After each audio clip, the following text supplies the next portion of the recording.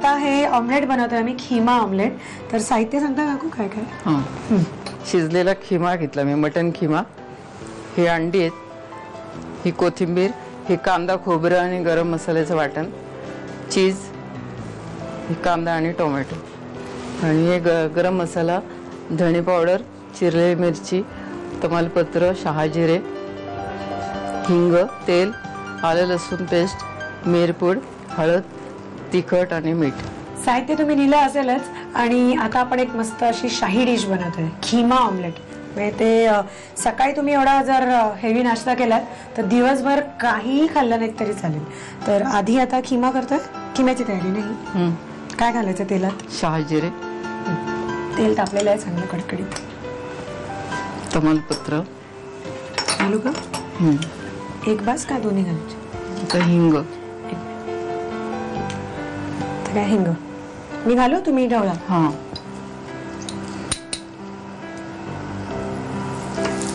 हिंग, कांदा. मावशीने मला असिस्टंट म्हणून घेतलेलं आहे कामावरती. सो आता कांदा गुलाबी झाला की टोमॅटो टाकूया. ओके ठीक आहे. झाला आता टाकता चालू टोमॅटो. हा सगळा नाही लागणार ना? अर्धा? नाही, अर्धा. आणि लसूण आणि आलं लसूण, आलं लसूण ती अर्धी त्याच्यात. बस. आता काय घालायचं? हे कसं वाटण आहे टाकू? हा, हे ना कांदा खोबरे आणि गरम मसाल्याचं वाटण. कांदा खोबरं आणि अख्खा गरम मसाला. म्हणजे आपण नेहमी जे कांदा खोबऱ्याचं वाटण करतो गरम मसाला घालून ते हे वाटण आहे. तर हळद. हळद. हा, तर हे वाटण थोडं. हे वाटण मला वाटतं एवढ्या खिम्याला इतकं एवढं जास्त होईल. हा, एवढं हा, बस पुरे. हा गरम मसाला पावडर पण आहे ना? म्हणजे ती थोडी टाकायच्यात पण आहे ना. आता तिखट आणि किमा. तिखट पण दोन्ही घालायचं आपण, हिरव्या मिरच्या पण आणि तिखट पण. नाही, मिरची थोड्या जास्त नाही जास्त घालायच्या. खमंग वास. हा, ते छान लागते ना हिरव्या मिरची टेस्ट.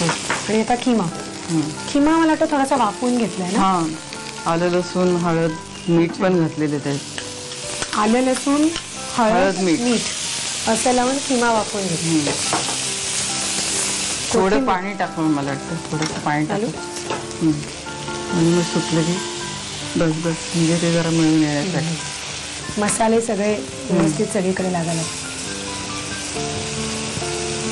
तुम्ही कोथिंबीर घालणार ती आत्ताच घालणार का वरण फक्त पेरणार? नाही, आत्ता ह्याच्यात पण आणि नंतर वरून पण. अच्छा, मग आत्ता घालू? हा, चालेल. बस, मीठ घातलेलं आहे मी ह्याच्यामध्ये शिजताना ना. मग आता थोडंसं घालू का कांदा आणि टोमॅटोच्या मापाचं? किंचित ना, कारण खिम्यात घातलेलं आहे म्हटल्यावर थोडं आपण जे मसाला बनवला तर त्याच्या अंदाजाने फक्त आपल्याला मीठ लागेल.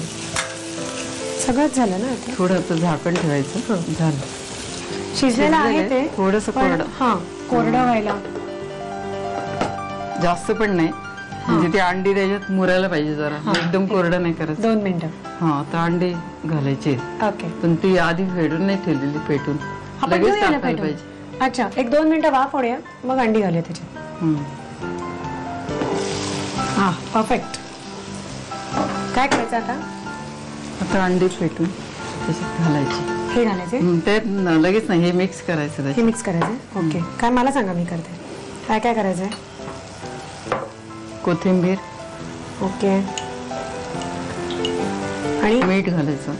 कोथिंबीर, मीठ आणि तिखट थोडंसं, एकदम किंचित. तिखट, मिरची, हळद. हा, ऑमलेट सारखंच. ओके. थोडासा गरम मसाला. हा, थोडासा, तो पण थोडंसं ऍडिशनल. बस, गरम मसाला. गरम मसाला. आता हे बीट केलेलंच आहे ना, जस्ट मिक्स करायचं. आणि हे घालायचं त्याच्यात. ऍक्च्युली अवनमध्ये किंवा मायक्रोवेव्हमध्ये पण तुम्ही ते जर केलं अंड ठेवून तर दिसायला पण छान आकर्षक. डायरेक्ट सर्विंग ट्रेमध्ये जर केलं मस्त दिसेल. ज्या डिशमध्ये आपल्याला सर्व करायचं आहे त्याच्यामध्येच ते द्यायचं. आता झाकण ठेवायचं असेल ना परत, का नाही? झाकण ठेवायचं ना, थोडस तेल टाकायचं टाकूया? वरून. आणि मग जरा असं बस. आता होऊ दे ना मंद याच्यावरती. हे साधारण किती वेळ ठेवणार तुम्ही? हे 5 मिनिटं. 5 मिनिटं. आपल्याला दिसेलच ऍक्च्युली ना हा, ते ते दिसेल. अंड्याचा जो लेअर आहे वरचा हा. तो शिजत आला की शिजत झालं, आला की खिमा झालं. शिजलेलाच आहे. तर आतापर्यंत आम्ही हे खिमा ऑमलेट कसं काय केलं त्याचं साहित्य आणि कृती लिहून घ्या. खिमा ऑमलेट बनवण्यासाठी लागणारं साहित्य: शिजवलेला मटन खिमा, अंडी, कोथिंबीर, कांदा, खोबरं आणि गरम मसाल्याचं वाटण, कांदा, टोमॅटो, गरम मसाला, धणे पावडर, हिरवी मिरची, तमालपत्र, शहाजिरं, हिंग, तेल, आलं लसूण पेस्ट, मिरपूड, हळद, तिखट आणि मीठ. कृती: आलं, लसूण, हळद आणि मीठ लावून मटन खिमा वाफवून घ्यावा. एका कढईमध्ये तेल गरम करून त्यामध्ये शाही जिरं, तमालपत्र, हिंग, कांदा आणि टोमॅटो परतून घ्यावा. त्यामध्ये हळद, कांदा खोबऱ्याचं वाटण, गरम मसाला, तिखट, शिजवलेला मटन खिमा, पाणी, कोथिंबीर आणि मीठ घालून मिश्रण वाफवून घ्यावं. फेटलेल्या अंड्यामध्ये कोथिंबीर, मीठ, तिखट, हळद आणि गरम मसाला एकजीव करून घ्यावा आणि हे मिश्रण शिजणाऱ्या खिम्यामध्ये घालावं. वरून थोडंसं तेल घालून वाफवून डिश सर्व्ह करावी.